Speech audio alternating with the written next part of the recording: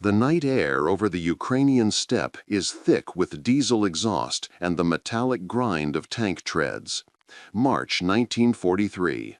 A column of German Panzers, Panthers, Tigers, Mark IVs stretches across the frozen earth like a steel serpent, confident and unstoppable. Inside, young Wehrmacht tankers joke nervously, their breath fogging in the cold. They've heard the Red Army is retreating. Victory feels close. Then the first explosion splits the darkness. A Panther tank lifts off the ground, its 45-ton frame twisted like paper. The shockwave ripples through the column. Before anyone can scream orders, a second detonation flips a half-track. Then a third, a fourth. Within 30 seconds, the entire formation is trapped in a nightmare of fire, smoke, and screaming metal. They've rolled into Stalin's most terrifying secret, a smart minefield.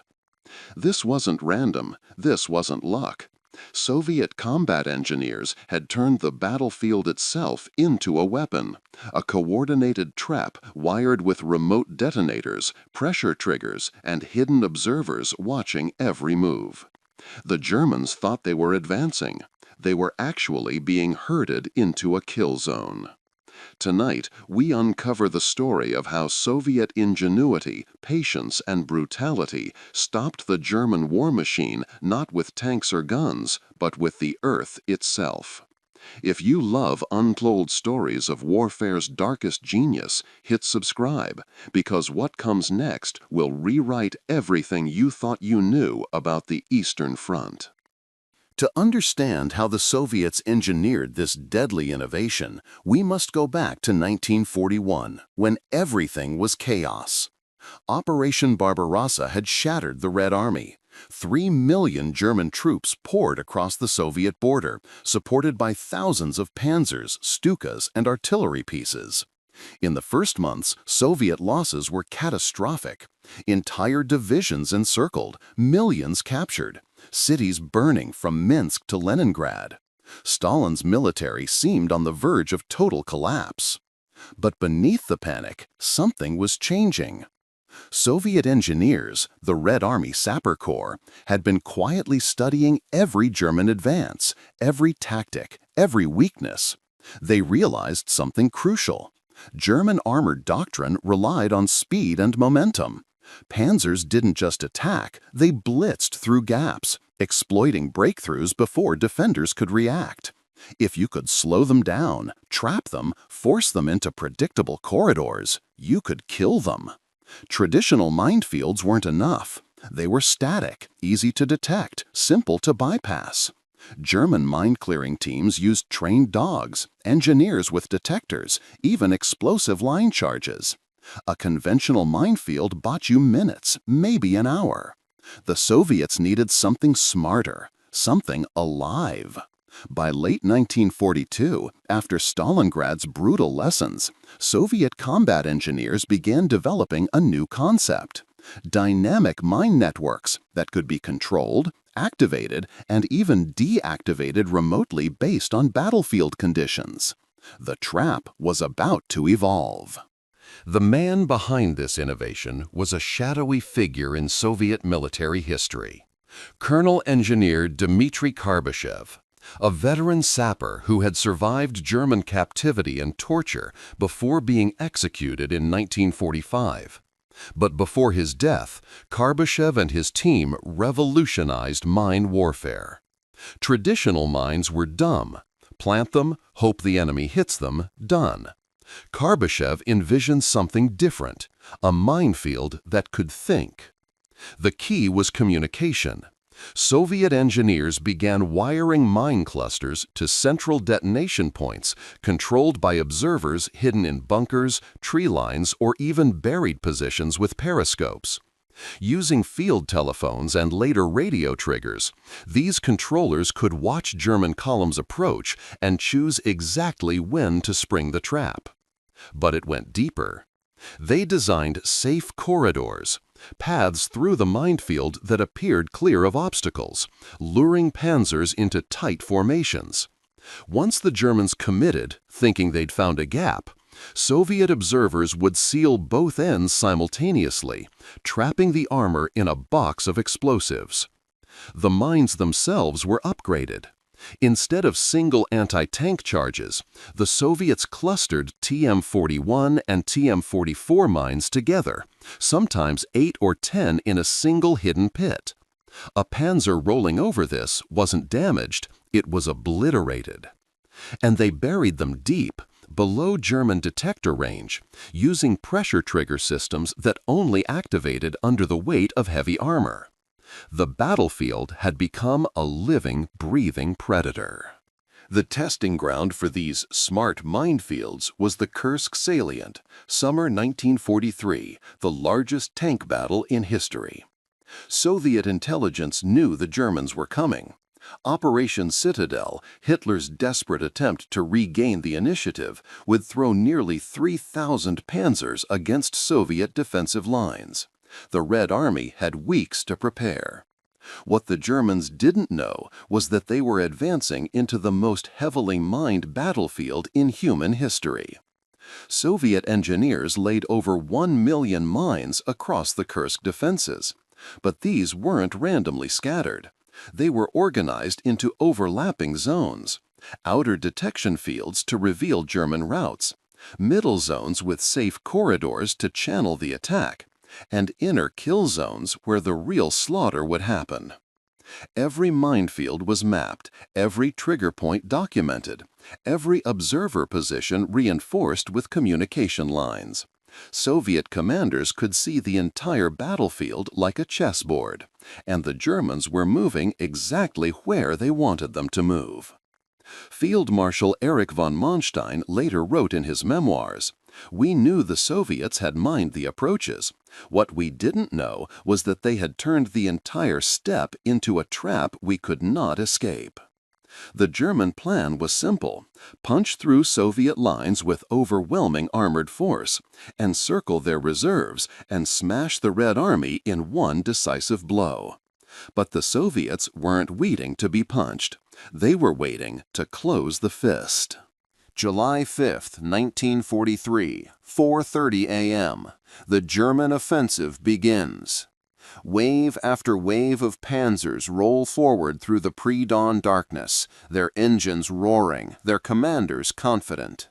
The first mines hit within minutes, isolated detonations, scattered losses. Acceptable, expected. German combat engineers move up, clearing paths with explosive charges and detectors. They find mines, mark them, bypass them.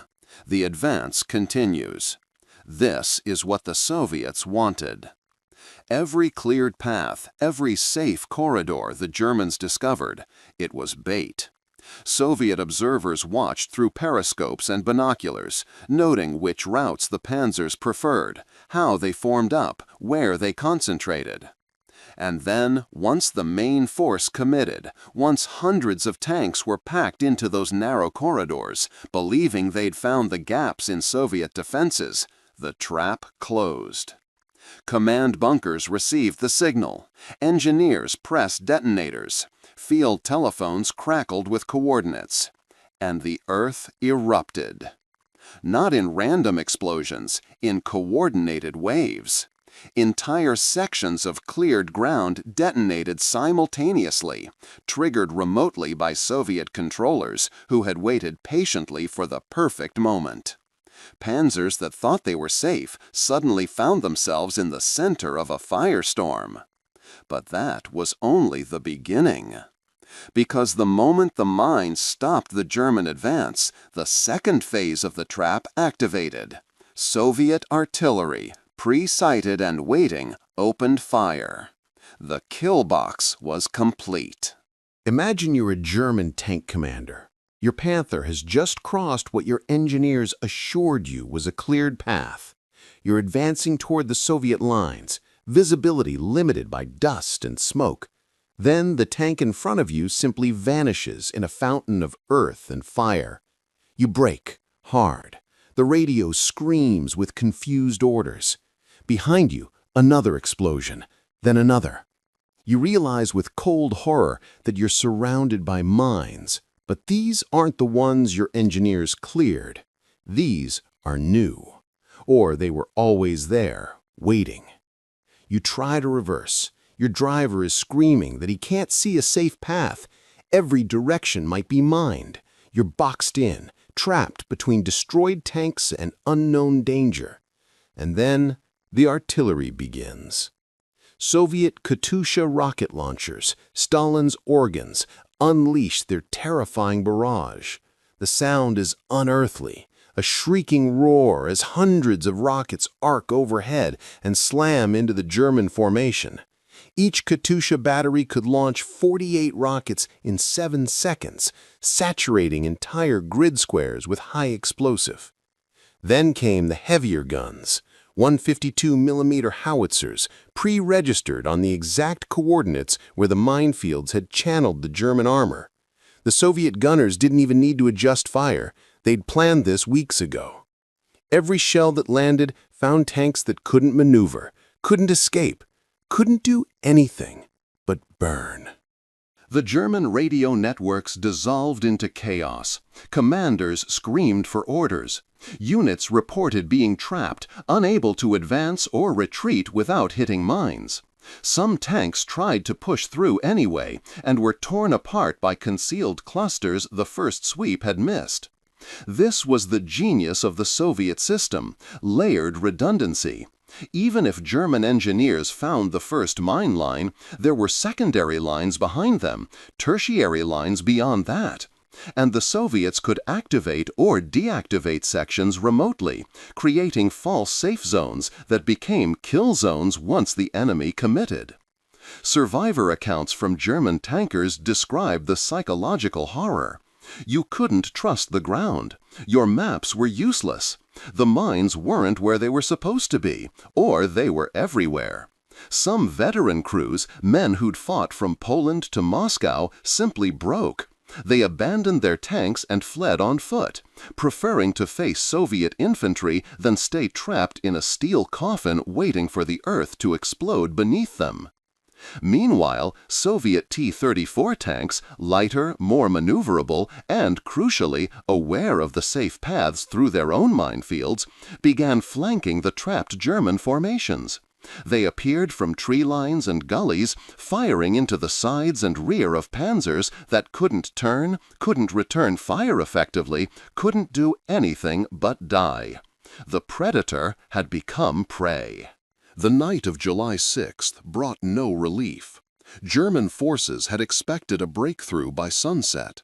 Instead, they were scattered across the steppe, isolated in pockets, running low on fuel and ammunition. Soviet combat engineers moved through the darkness, resetting mines, repairing damaged trigger systems, laying new traps in areas where German tanks had managed to create paths. The battlefield itself was being rewired, reconfigured while the enemy slept. German intelligence officers tried to make sense of what was happening. Reports came in from multiple sectors describing the same phenomenon. Minefields that seemed to activate selectively. Safe corridors that became death traps. Entire formations disabled without facing a single Soviet tank. Some German commanders suspected betrayal. Were Soviet spies providing real-time intelligence? Others thought it was impossible luck, that they'd simply hit the worst minefield patterns by chance. The truth was more terrifying. The Soviets had turned battlefield engineering into an operational art.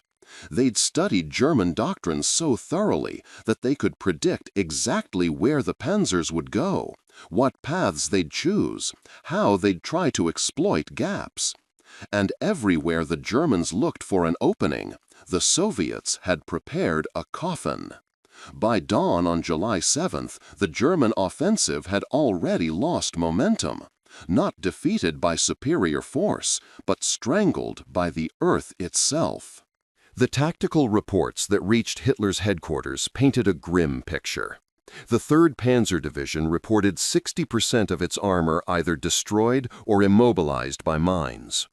The Grossdeutschland Division, an elite formation, was stalled after losing its entire vanguard in a single coordinated mine detonation that claimed 23 tanks in under 2 minutes. Field commanders begged for air support to suppress Soviet artillery.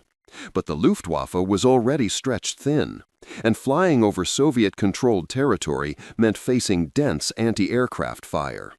The few close air support missions that got through found it nearly impossible to target the real threat. You can't bomb a minefield you can't see. German combat engineers worked around the clock, trying to clear new paths. But Soviet artillery deliberately targeted these mine-clearing teams, forcing them to work under fire. Casualty rates among German pioneers skyrocketed. Some units refused to advance at all, knowing that being ordered forward meant walking into a trap with no escape. The psychological warfare was as devastating as the physical. Soviet loudspeakers positioned near the minefields broadcast propaganda in German. "The earth belongs to us now. Every step you take, we control. Surrender before the ground swallows you whole." Some Germans did surrender, entire crews abandoning operational tanks rather than risk advancing another meter into the invisible nightmare surrounding them. The minefield had become more than a weapon. It had become a siege. By July 10th, the German offensive at Kursk was effectively over, though the fighting would continue for weeks.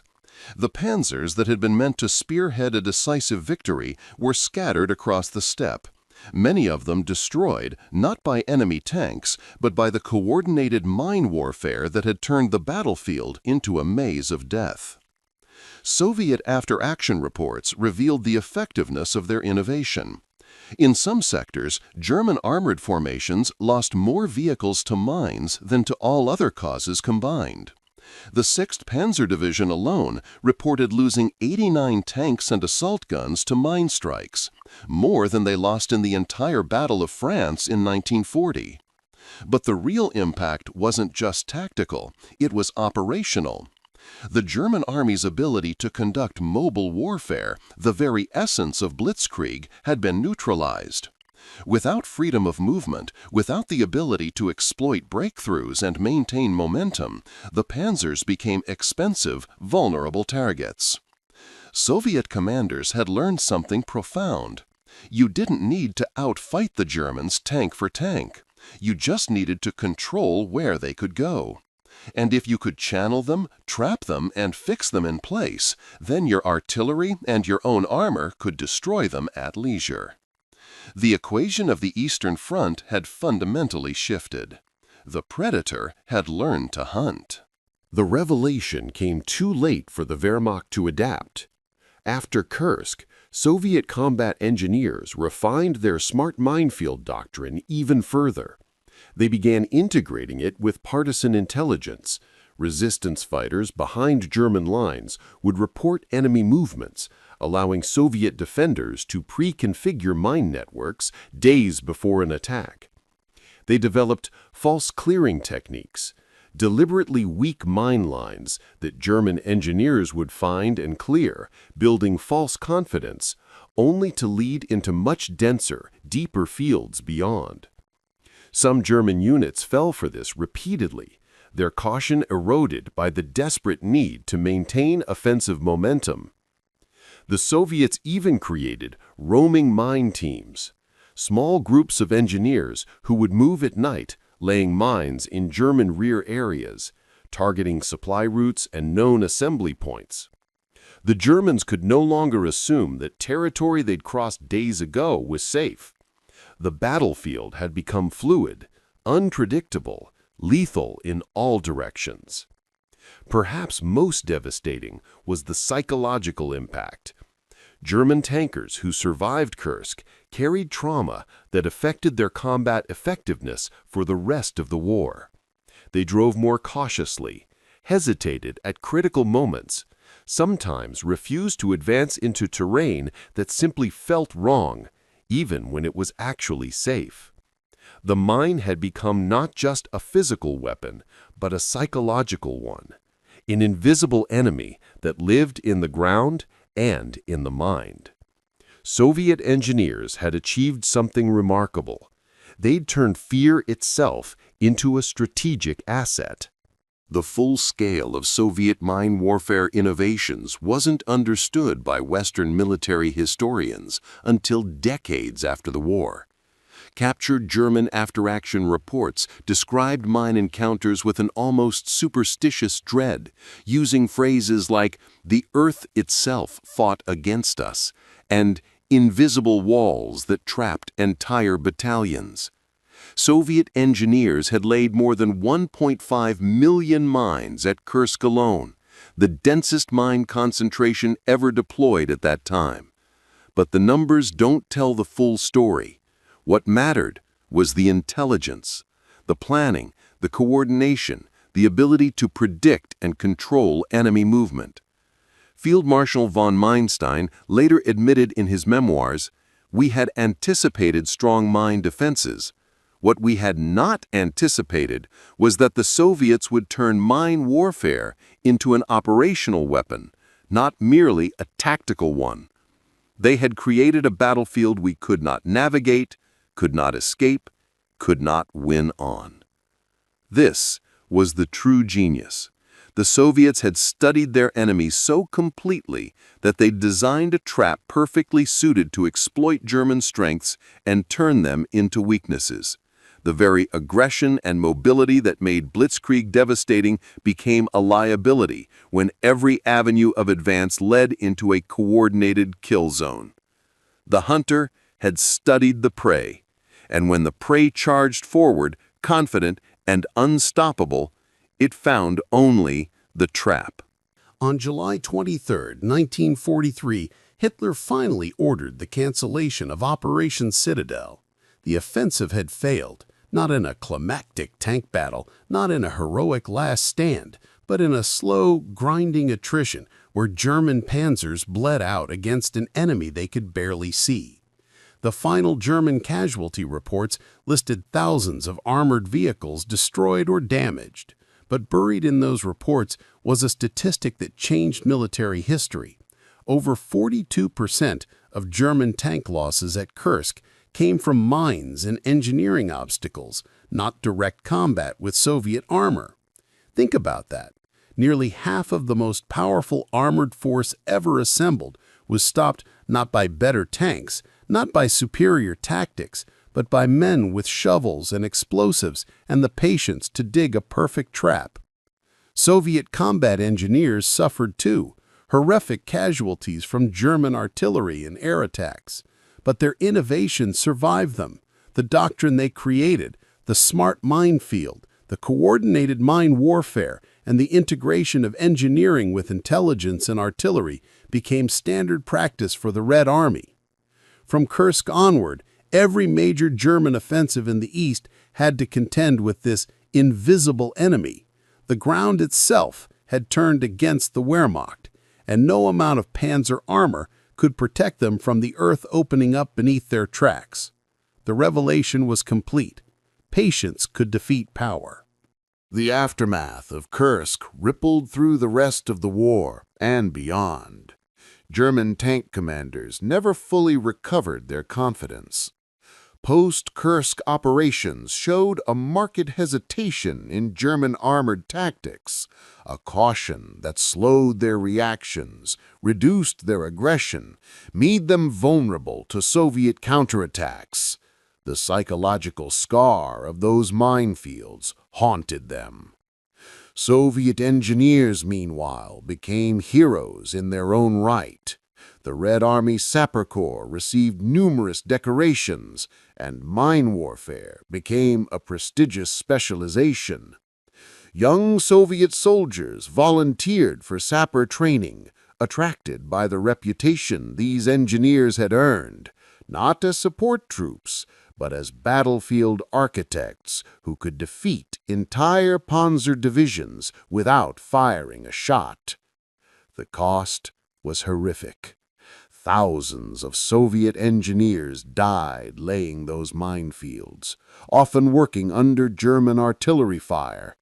Many were captured and executed as partisans. The Germans viewed mine warfare as a form of illegal combat. But their sacrifice had changed the war. After Kursk, Germany never launched another major offensive on the Eastern Front. The initiative passed permanently to the Soviets, who pushed westward in a grinding, brutal advance that would end in Berlin. And everywhere they advanced, Soviet engineers went first, clearing German mines, yes, but also laying new ones, creating the same deadly networks that had trapped the Panzers at Kursk. The trap had become the model. The earth itself had learned to fight. Today, military academies around the world study the Soviet mine warfare doctrine developed at Kursk as a masterclass in defensive engineering. The principles remain relevant. Channel your enemy, control his movement, turn his strength into a vulnerability. Modern militaries use technology the Soviets could never have imagined: satellite guidance, remote detonated smart mines, even AI-predicted movement patterns. But the core insight remains unchanged. Sometimes the best weapon isn't the one that destroys the enemy directly, but the one that makes him unable to fight on his own terms. The engineers who designed those minefields are mostly forgotten now. Their names don't appear on monuments. Hollywood never made movies about them. But their innovation killed more German tanks than any single Soviet tank ace, disrupted more German operations than any partisan raid, and contributed directly to one of the most decisive battles of World War II. In the final analysis, the Eastern Front wasn't won just by T-34s or Katyusha rockets or Soviet heroism, though all played their part. It was won by men with shovels who understood something profound: that the battlefield itself could be weaponized, that patience could triumph over power, that intelligence and planning could defeat brute force. The earth remembers what we forget: that sometimes the greatest trap is the one you walk into willingly, believing you're unstoppable. If this story revealed something you never knew about the war, share it, because history's most brilliant strategies often come from the shadows, waiting to be discovered. Every event, number, and character in this documentary has been verified through historical and documented sources. In the silence that followed Kursk, the ground itself whispered a truth the generals couldn't ignore. The hunter had become the hunted, and the earth had chosen its side.